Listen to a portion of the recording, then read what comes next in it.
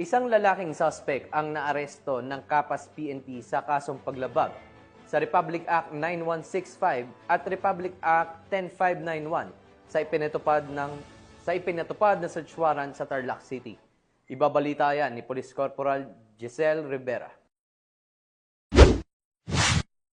Arestado ang isang lalaki matapos ipinatupad ang search warrant na isinagawa ng kapulisan ng Kapas dahil sa pagkakasangkot umano nito sa ilegal na droga at pag-iingat ng hindi lisensyadong baril. Ikinasa ng mga operatiba ng 1st Provincial Mobile Force Company ng Tarlac PNP sa pakikipagtulungan ng Kapas Municipal Police Station at Provincial Intelligence Unit ang naturang operasyon sa Barangay Cristo Rey, Kapas, Tarlac. Kinilala ang akusado na si alias Esmer 26 anyos, isang negosyante at residente ng nasabing barangay. Nakumpiska sa nasabing operasyon ang isang caliber 45 na baril, isang Colt replica caliber 45, 3 sachet ng hinihinalang shabu na may tinatayang timbang na 14.8 gramo na may halagang 100,000 piso at iba pang drug paraphernalia.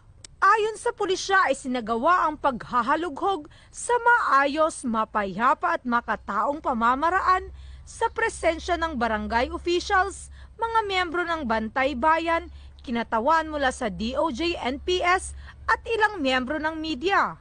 Ang naarestong suspect ay kasalukuyang nasa kustodiyan ng 1st PMFC Tarlac PNP habang inihahanda ang mga kaukulang kaso laban sa kanya sa paglabag sa Republic Act 10591 o Comprehensive Firearms and Ammunition Regulation Act at Republic Act 9165 o Comprehensive Dangerous Drugs Act of 2002.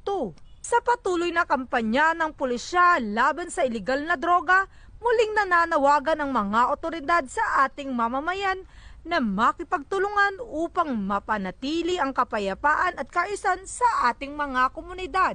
Mula dito sa Central Luzon, ang inyong PNN correspondent, Police Corporal Giselle V. Rivera, alagad ng batas, tagataguyod ng Balitang Pulis.